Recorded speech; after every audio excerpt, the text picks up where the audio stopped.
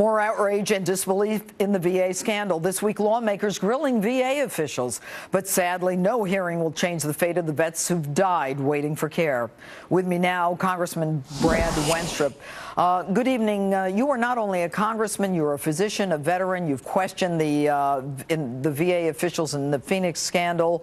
I don't know if you heard this, Congressman, but Dr. Mitchell, in an exclusive, just told us, yes, and I don't think you've even heard this, that the IG was intentionally slanting reports to favor the Veterans Administration. What do you think of that? Well, I just heard it when you just had the interview. You know, this whole situation is so disheartening is not even the right word. I'm just completely disenchanted to think that she's considered a whistleblower. She should be considered a hero, that there's that little virtue within our system, within the administration of the VA, that somebody comes forward with something so bad about giving care, nonetheless, that this is where we are, that she's reprimanded and that we're getting a slant even at this level. I would like to say it's not true, but I'm afraid she knows what she's talking about. Well, she does. And, you know, there is another doctor, a whistleblower, not a doctor, another whistleblower who apparently wouldn't fake the records, and so they suspended her without pay for several weeks. How corrupt is this? Can we believe anything that the VA has said at your hearings? It is so unbelievable. I mean, it's so the opposite of the private sector. First of all, anybody does that in the private sector, they're going to lose their job. Their group will get rid of them. Their hospital will get rid of them. The other thing is, in a private hospital, you are not going to have wait lists. They are going to find ways to get those patients seen and taken care of, because that's what their livelihood depends on.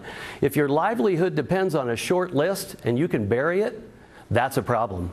Well, a short list, and you can bury it, and you can make cash at the same time, because these VA hospitals are unionized. So it's almost as though there's money flowing to the unions, the IG looking the other way. I mean, look, I'm a prosecutor for 30 years. The last thing I want to say is that an inspector general is slanting something in favor of the accused. But this requires a federal investigation by the FBI, a special prosecutor. Do you not agree with that, Congressman? I agree that. You know, I will tell you that in the House VA committee, bipartisan effort is being made to make sure we get to the bottom of this. And I'll tell you what, this isn't just about getting rid of Shinseki. You have got to change the entire culture. There are 4 doctors on that committee, and we met privately with those that are supposed to be measuring quality and efficiency. And this was before this broke.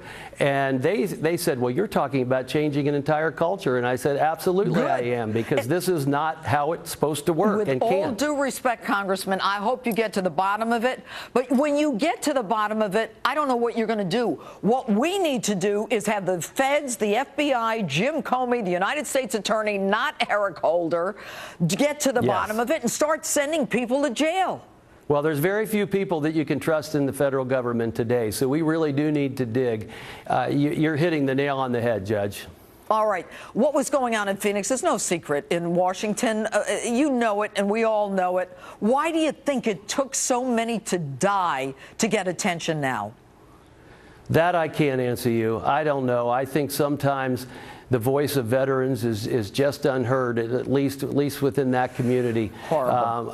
It is absolutely horrible. Look, you know, these are people that, at a time in their life, they moved on a moment's notice to help this country. All right, real fast. Do you believe that a government-run and funded health care facility can work? Is privatization the answer to this? I think so. I really do, in so many regards. I asked Dr. Petzel before he resigned, I said, do you think you could operate at Medicare rates or 105% of Medicare rates and be in the black and pay all your bills? He said yes. Well, we negated that because we know how much more efficient private practice is than the VA. All right, Congressman, thank you so much. Thank you very much, Judge. All right. And coming up, new details tonight in the release of Army Sergeant Bo Bergdahl. Stay with us.